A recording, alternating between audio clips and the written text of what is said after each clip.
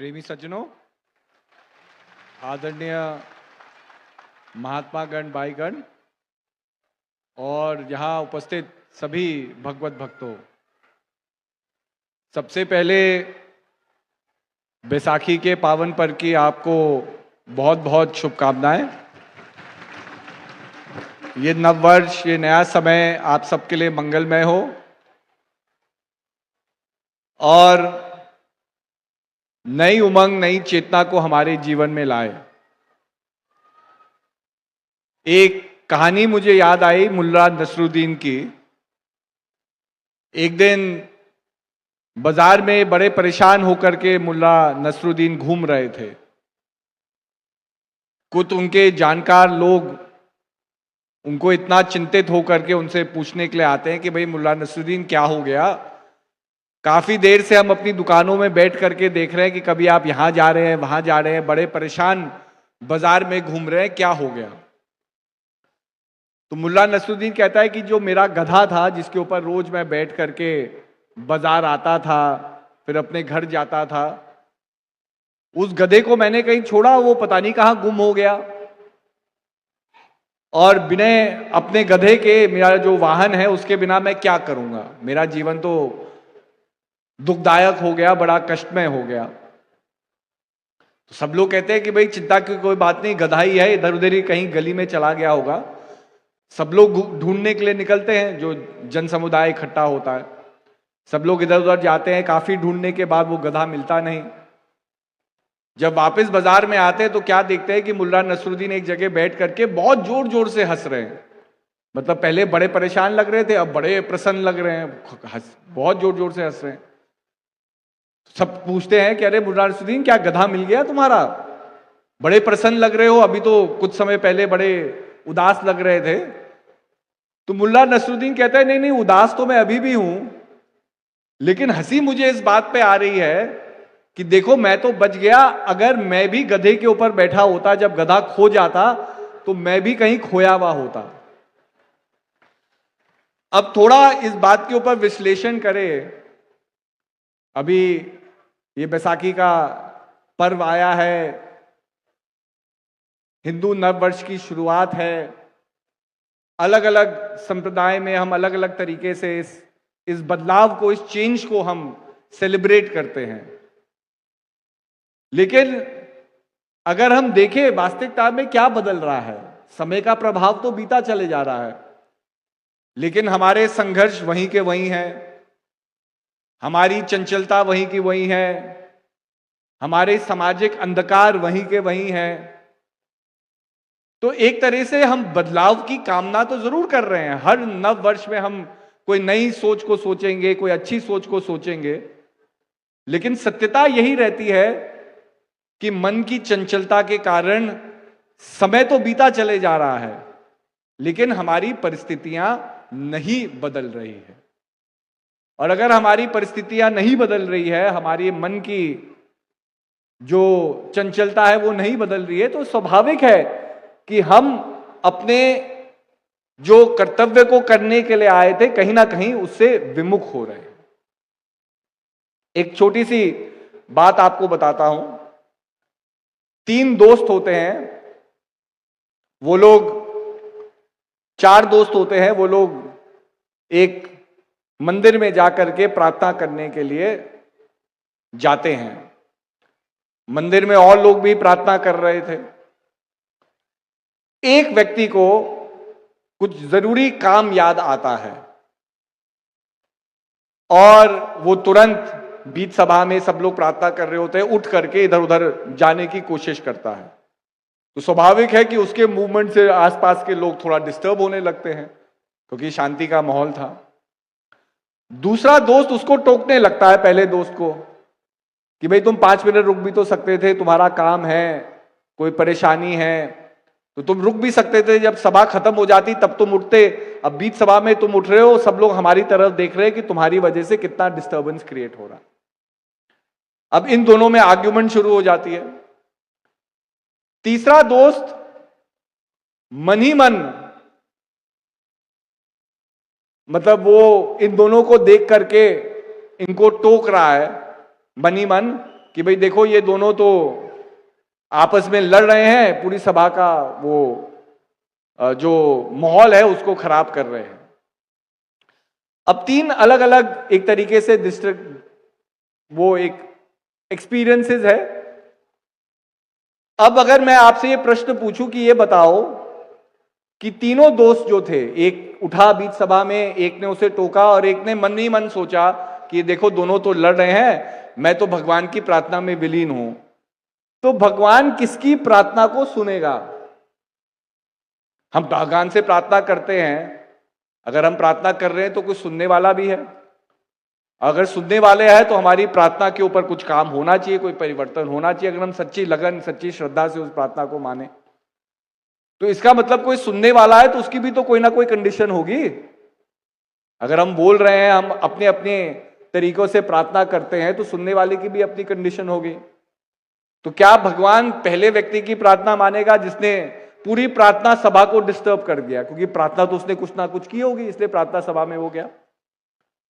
या दूसरे व्यक्ति की प्रार्थना को मानेगा भगवान जिसने उस व्यक्ति को टोका, पर टोकते वक्त वो भी भूल गया भगवान को, क्योंकि जब वो टोकने लग गया तो वो उस अपने दोस्त के साथ इंगेज हो गया। जिस काम के लिए वो मंदिर आया था या उस सभा में गया था उसको भूल गया।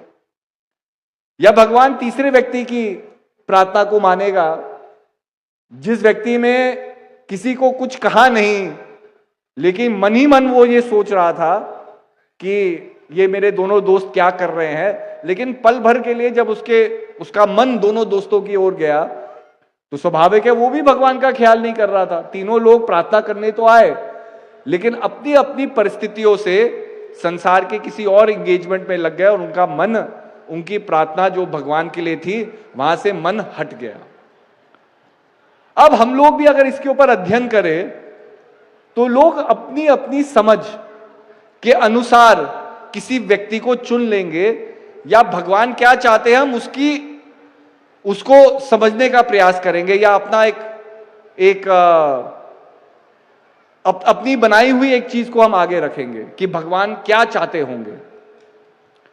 तो कहने का अभिप्राय है कि हर एक व्यक्ति अगर कोई एक्सपीरियंस को देखता है उसमें टिप्पणी जरूर करेगा, क्योंकि ये जजमेंट करना हमारी आदत है।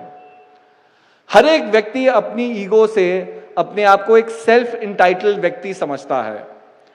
किसी ने पढ़ाई कर ली तो वो कहता है कि भाई देखो मैं तो पढ़ा लिखा हूं, ये और लोग अनपढ़ है।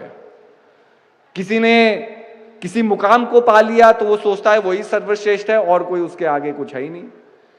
किसी ने थोड़ी प्रतिष्ठा को प्राप्त कर लिया, या थोड़ा मतलब लोग उसकी जय जयकार कर रहे हैं या उसके नाम को ले रहे हैं, तो वो अपने नाम में ही इतना खो जाता है कि उसको लगता है कि और किसी का तो नाम ही नहीं है, सिर्फ नाम और वर्चस्व मेरा ही मेरा है। कहने का अभिप्राय यह है कि तीनों लोग किसी भी तरीके से भगवान के आगे प्रार्थना करें, हम कौन होते हैं ये कहने वाले भगवान किसकी प्रार्थना को स्वीकार करे, वो तो भगवान की मर्जी है। तो कहने का अभिप्राय यह है कि जीवन को जीते जीते हमारे अंदर क्या आता है, जजमेंट देने का एक भूत सा सवार हो जाता है।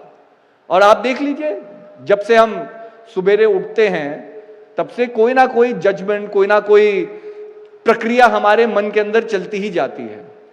हम किसी से मिलेंगे, किसी व्यक्ति सम्मान से हमें मिल रहे हैं तो हम भी उसको सम्मान करेंगे, लेकिन जैसे ही वो व्यक्ति सम्मान से, मान लिया हमें ना मिले या हमारी तरफ देखे ही ना, तो बाबा उसने तो गलती से आपकी तरफ नहीं देखा होगा या आपको नजरअंदाज कर दिया होगा, लेकिन आपके मन के अंदर क्या गतिविधियां चलती है, आप कहते हैं अरे इसने तो मुझे देखा ही नहीं। मतलब जो भी कड़वाहट मन की होती है वो आपके मन से निकलने लगती है। तो कहने का अभिप्राय यही है कि जजमेंट पास कर देना बड़ा आसान है, लेकिन हम कौन होते हैं इस संसार के ऊपर जजमेंट देने वाले? जिसने संसार को बनाया है उसके ऊपर है कि किसकी भक्ति को किस तरीके से वो स्वीकार करे, और किसकी भक्ति किस तरह से स्वीकार हो तो उसके जीवन के लिए वो बेहतर है।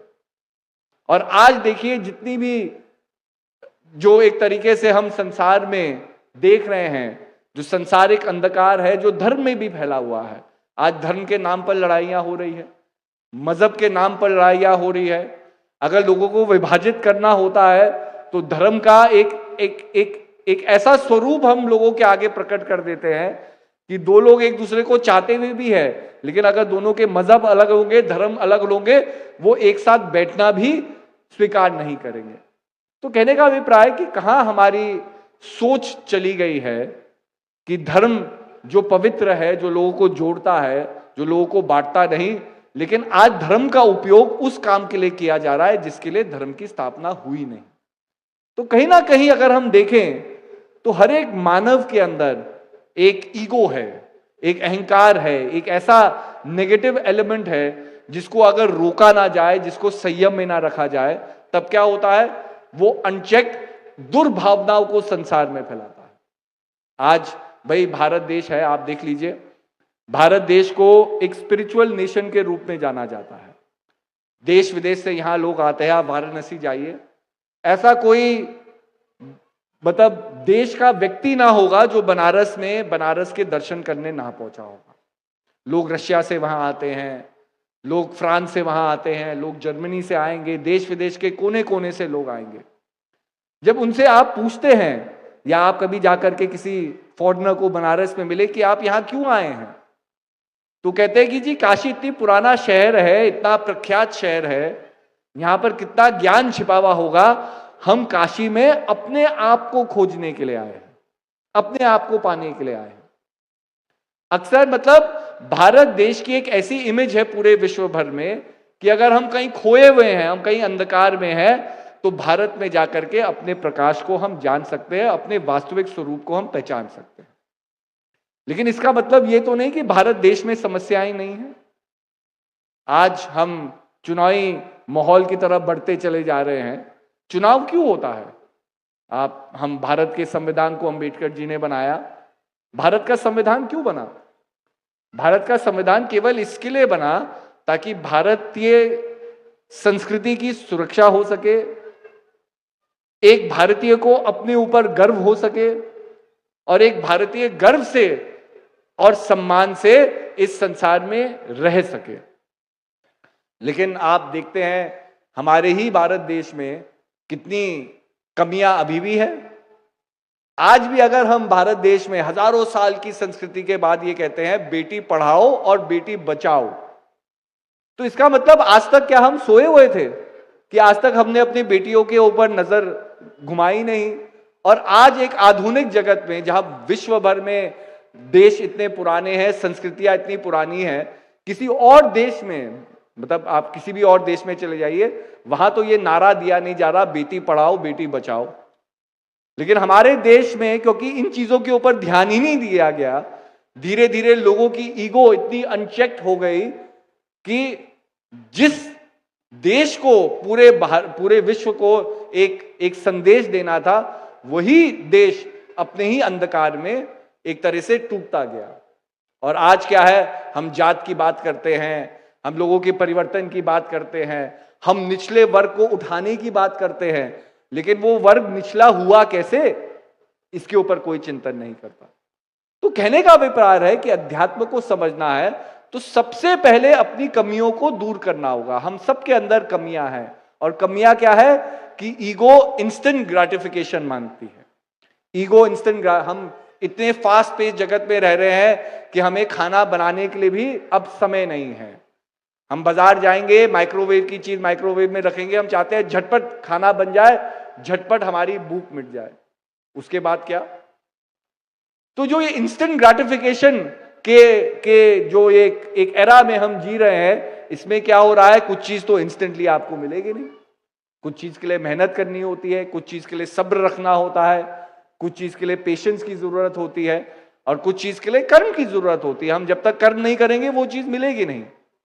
लेकिन आज देखिए सोशल मीडिया का ऑनवर्ड है, हम किसी के जीवन को सोशल मीडिया पे देखते हैं, हम कहते हैं अरे ये कितना फेमस है। हर एक बच्चा चाहता है वो भी सोशल मीडिया में फेमस हो जाए, लेकिन वो व्यक्ति यही नहीं जानता कि जो व्यक्ति को वो देख रहा है उसने भी कितनी मेहनत की होगी सोशल मीडिया में या अपने ही काम में उस जगह तक पहुंचने की, उस पोजीशन तक पहुंचने की। हम केवल चाहते हैं कि वो फेम, वो फॉर्च्यून हमें तुरंत मिल जाए और हमें कोई मेहनत ना करना पड़े। ये है ईगो का इंस्टेंट ग्रेटिफिकेशन। हम केवल चाहते चाहते रहते हैं, लेकिन उसके लिए कर्म करना नहीं चाहते। यहीं पर अध्यात्म जगत के लिए एक बहुत बहुत गहरा संदेश है।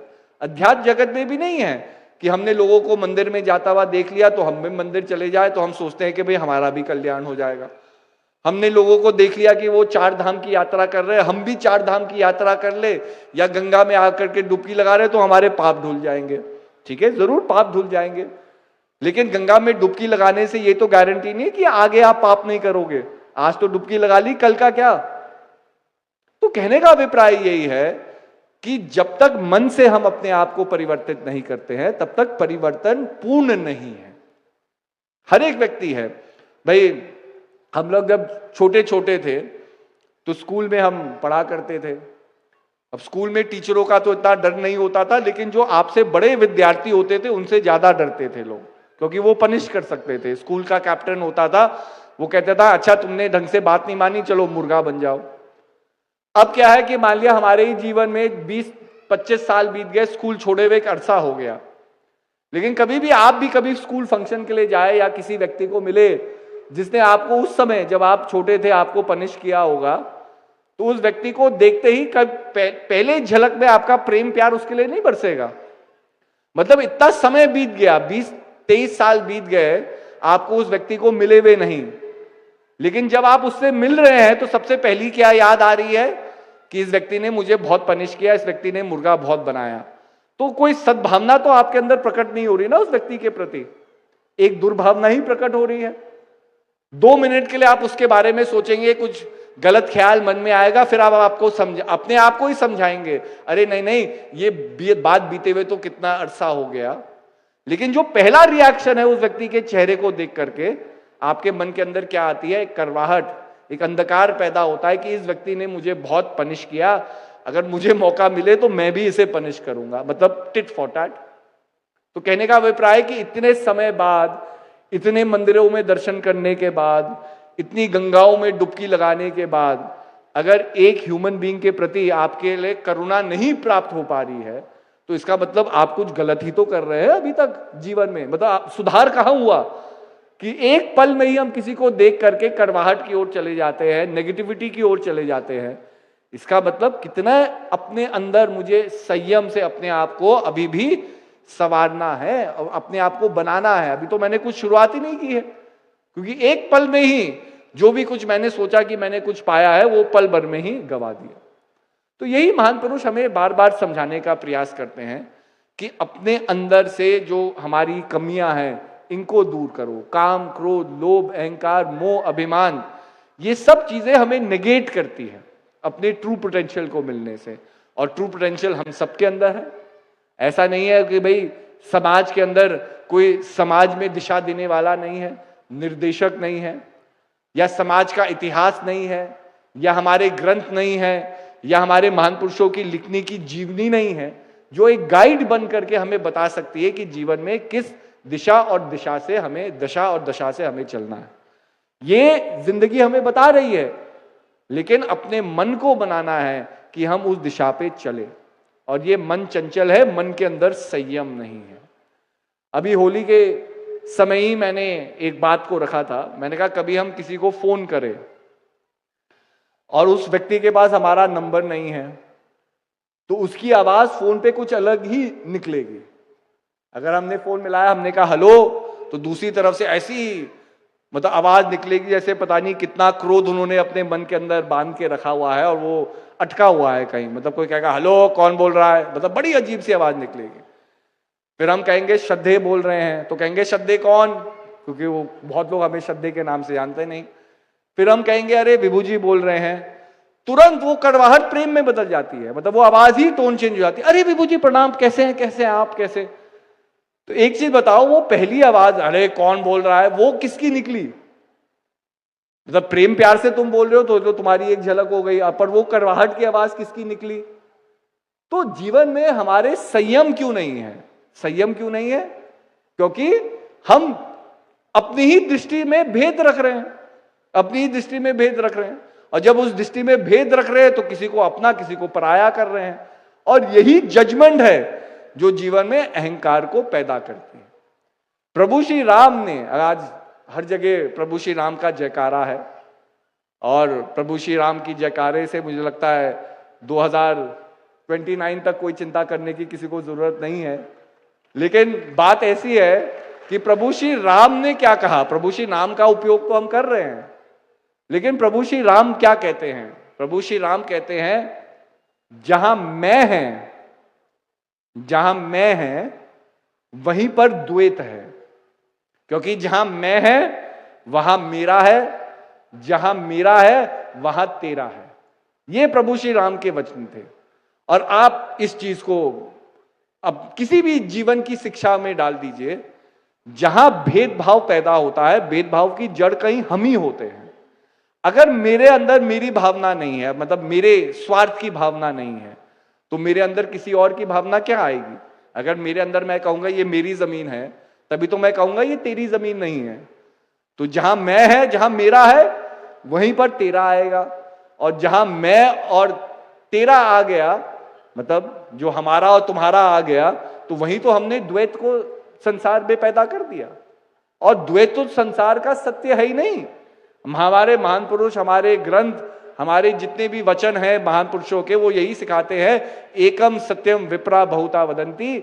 सत्य एक है, उसकी परिभाषा अलग हो सकती है, लेकिन उसकी व्याख्या अलग हो सकती है, लेकिन सत्य को बदला नहीं जा सकता। सत्य हमेशा एक रहेगा। सत्य के अंदर कोई द्वैत नहीं है, बैर नहीं है। तो आप बताओ, अगर हम मेरा तेरा करके समाज में कुछ भी कर रहे हैं, तो वो तो प्रभु श्री राम का समाज ही नहीं है, ना प्रभु श्री राम का संदेश है। तो कहने का अभिप्राय है कि यही चीजें जब तक हम अपनी आत्मा का उत्थान नहीं करेंगे, ये चीजें हमें समझ में नहीं आएगी। हम लोग, जैसे नहीं होता कि एक गडरिया चलता है, उसके पीछे एक भेड़ चलेगी, फिर दूसरी भेड़ चलेगी, दूसरी भेड़ को देखते देखते सारी भेड़ें चलने लगती है। अगर एक भेड़ गलत रास्ते भी चले जाए तो दूसरा, अगर गडरिया ना हो उसको मार्गदर्शन देने का, तो क्या होता है, सड़क से चलते चलते सारी जो भेड़ें हैं कहीं इधर उधर जा करके कहीं नीचे कंदराओं में भी चली जाती है। फिर गडरिये को सबको वापस लाना होता है। तो कहने का अभिप्राय कि देखा देखी में हम बहुत सी चीजें हैं जो गलत कर सकते हैं, और ये अक्सर होता है। किसी आदमी ने कहा कि भी इंडिविजुअलिटी तो बहुत इंटेलिजेंट है, हर एक व्यक्ति बहुत इंटेलिजेंट है, पर 10 लोगों को एक साथ एक ग्रुप में रख दो तो उनकी इंटेलिजेंस, उनका जो बुद्धि कौशल होता है वो समाप्त हो जाता है। और ये होता ही है।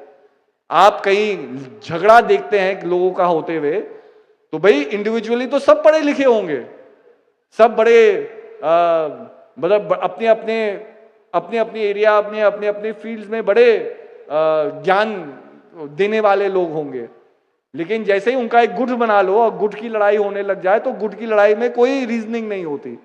लोग बस एक जिद पर अटक जाते हैं, और उसी जिद को पूरा करने के लिए कि मेरी बात मानी जाए, मेरी बात मानी जाए, वो ज्ञानी व्यक्ति भी एक अनपढ़ व्यक्ति की तरह बिहेव करेगा। तो कहने का अभिप्राय है कि हम सबको अपने इंडिविजुअल जो इंडिविजुअल रियलिटी है उसका उत्थान करना है। हम सब लोग अगर जीव है तो हम सबके अंदर जीव आत्मा है। अगर आत्मा हमारा स्वरूप है तो किसी मुझ में और किसी और व्यक्ति के अंदर कोई भेदभाव नहीं है, उसके अंदर कोई कमी नहीं है, मेरे अंदर कोई उत्कृष्टता नहीं है। लेकिन अगर मैं इस भेदभाव से ही संसार को बांटे जा रहा हूं, चाहे धर्म के नाम पर, चाहे संप्रदाय के नाम पर, चाहे धन के नाम पर, चाहे ऐश्वर्य के नाम पर, तो मुझे अभी बहुत सीखना बाकी है। तो मैं यही कहूंगा कि ये मौका हमें तो बार बार मिलता रहेगा। बैसाखी के बाद कोई और कार्यक्रम आएगा, फिर गंगा दशहरा का कार्यक्रम आएगा, फिर गुरु पूर्णिमा का कार्यक्रम आएगा, फिर एक साल बीत जाएगा, फिर एक साल बाद भी हम हरिद्वार में वापस 2025 में मिलेंगे और यही कार्यक्रम होगा। हम फिर से आपको बैसाखी की पावन पर्व की शुभकामनाएं देंगे। लेकिन इस समय से लेकर के उस समय तक हमारे पास समय है, हमारे पास मौका है, हमारे पास श्वास है कि हम अपने आप को जान सके और अपने जीवन को बदल सके। अगर हम वही नहीं कर सके तो क्या है, अगले साल भी हम आ जाएंगे, कपड़े हमने अलग पहने होंगे, भजन कुछ अलग अलग हो जाएंगे, हम यहां आकर के 2 पल के लिए कुछ खुशियां बटोर करके वापस अपने घर चले जाएंगे। लेकिन जब घर वापस जाएंगे, समाज में कदम रखेंगे, तो वही खींचातानी में हम कदम रखेंगे। तो हमने क्या बदला, हमने क्या पाया? तो जब अपने आप को बदलते हैं तब हम अपने दृष्टिकोण को बदलते हैं, और दृष्टिकोण को बदलना बहुत जरूरी है। जीवन में बिना दृष्टिकोण को बदले हुए आप समाज में कोई परिवर्तन नहीं ला सकते।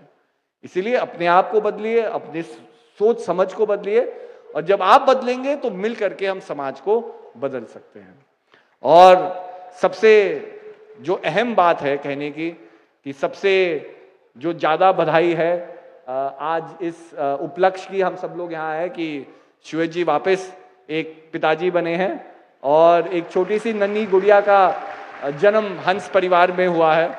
लेकिन सबसे अद्भुत बात है कि दादी दादी लगती है कि नहीं।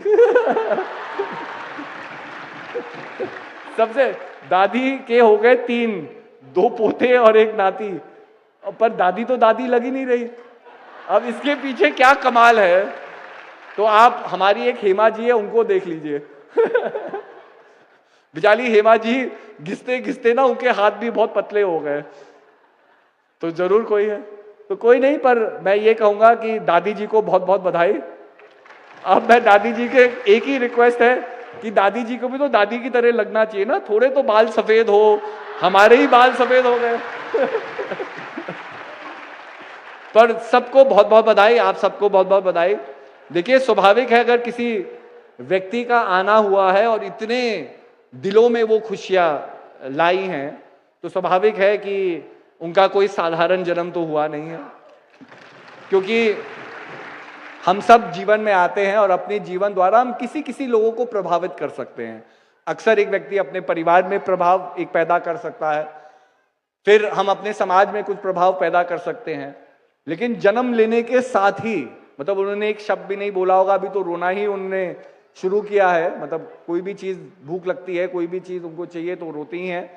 लेकिन अगर इतने असंख्य लोगों के जीवन में, मतलब देश विदेश में बैठे हुए जितने भी प्रेमी लोग हैं, महात्मा बाई लोग हैं, सबके जीवन में अगर वो केवल अपने प्रेजेंस से ही इतनी खुशियां लाई हैं, तो आगे जाके उनका जीवन में क्या क्या वो खुशियां हमें देंगी, ये तो हम उसकी अनुकामना ही कर सकते हैं। लेकिन मैं एक और चीज कहूंगा, जब श्याम जी भी पैदा हुए थे तो मैंने ये आप लोगों से कहा था कि सारे बाई महात्मा, हमारे आश्रम वासियों का, हमारे घर में जितने भी सेवक सेविकाएं हैं, सबका ये कर्तव्य बनता है कि आप लोग श्याम जी को, आयान जी को और जो नन्ही गुड़िया आई है, इनको भी आप अपना मार्गदर्शन दें। क्योंकि बिना मार्गदर्शन के, देखिए हमारा भी श्वेत जी और हमारा जब बचपन किन लोगों के साथ बीता, दाम भाई थे, शांति थी, बिमला थी, इन लोगों के साथ हमारा जीवन बीता।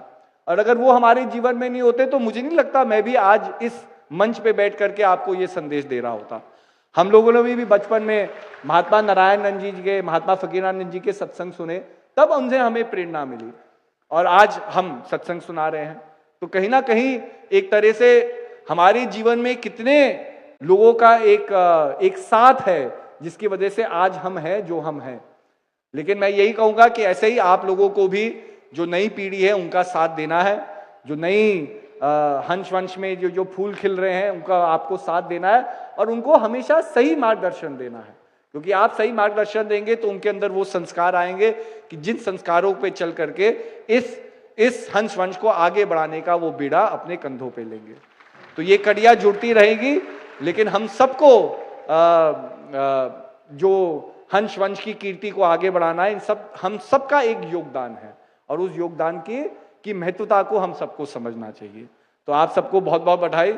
और बधाई केवल ऐसे नहीं होती, आखिरी दिन पे हम ढोल लाएंगे और ढोल पे बधाइयां होंगी।